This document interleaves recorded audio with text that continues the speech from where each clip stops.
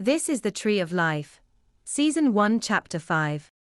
In this episode, we will be integrating the last few episodes with our conceptualization of intersections as momentum transfers. To start off, we explained how every collision between individuals is an intersection of 9 parallel worlds of intersection, 9 dialogues, corresponding to 9 impulses being expressed through those dialogues. Each of these dialogues is an actual dialogue, which reinforces the manufacture of the cellular machinery for expression. That is, it involves the creation of a reme, or rationalized feeling, which reoccurs subsequently through experience channels.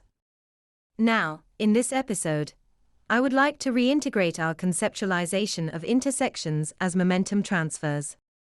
First, the momentum which is transferred by the collision between two individuals manifests as the affirmational content of the narratives generated as a result.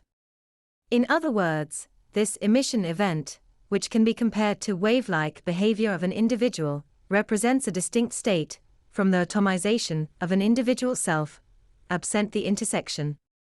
Now, as stated in earlier episodes, the intentionality displaced by the intersection determines the affirmational character of the 9 dialogues which occur through the intersection.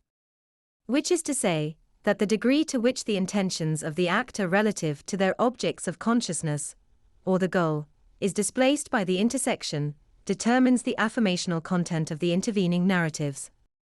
Of course, the nature of those dialogues is determined by the top-down narratives of the telescopic effect. In effect, the objects of consciousness of a social actor are stacked with their lateral alters. In that, each of their objects of significance represents something amongst the objects of social emotional importance for their lateral alters, lineal cousins. They share, in other words, a common orientation to those objects of consciousness. But the dialogues which correspond to those narratives are determined top-down. They are determined top-down because displacement is a local phenomenon. The lower an individual, the more local, in other words, the more likely their intentionality is to be displaced and the greater the extent of that displacement. This arises out of the axiomatic fact that most people's goals are directed upwards. This means that those higher in the system are more likely to obtain given objectives than those lower. On the balance, this means that there is more displacement locally than globally. It is also true that the nature of the affirmational narratives corresponding to the 9 dialogues, locally, arise out of the downward-facing aggregation of projected intention caused by the telescopic effect. What I mean by this is as follows. Locally, individuals act on their objects of consciousness of social emotional importance.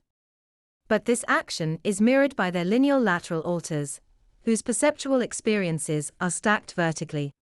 This means that the global actor generates a sequential synchronicity by the interlinking of the global to local actors' objects. But it is not that simple, since although those narratives are largely top-down, there remains some back and forth between local and global objects. Let me give you an example. Suppose, for example, you own a car. This car is causing you problems and has a number of things that need to be fixed. You are the local actor. Your lateral alter, lineal alter, owns a corporation that is losing money. This corporation has a lot of departments which aren't functioning properly. In other words, the car is the local object, which represents, symbolically, the corporation for your lateral alter. In other words, the way that you are relating to your local object of consciousness mirrors the lateral alter's manner by which he relates to his corporation. Now, obviously from this, you can see I am not speaking spatially. I am talking more about a social-emotional relationship. You may brood about this faulty car periodically. He may brood about his corporation. You may try to fix the car yourself, or hire someone. He may try to reform the divisions of this company, or hire a consulting firm.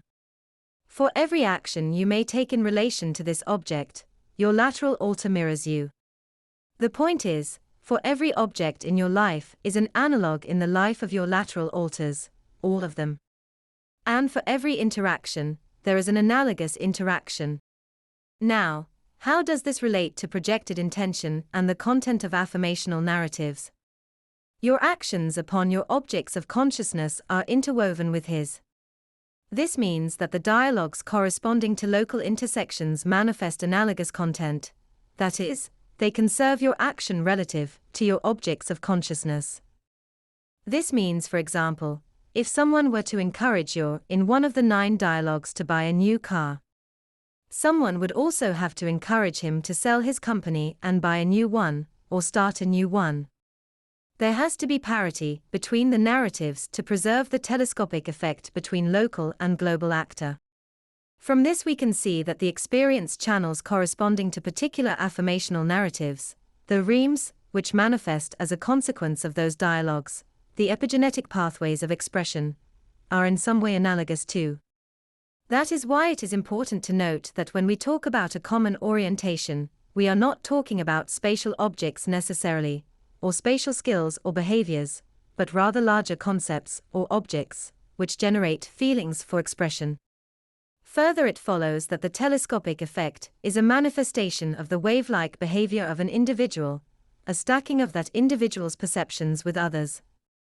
In other words, the parallel linking of epigenetic machinery to a gene occurs amongst lineal lines, preserving archetypal consensuality. From this we can see that the telescopic effect is the product of lineal synchronicity as a consequence of archetypal consensuality. That's the end of the podcast for today.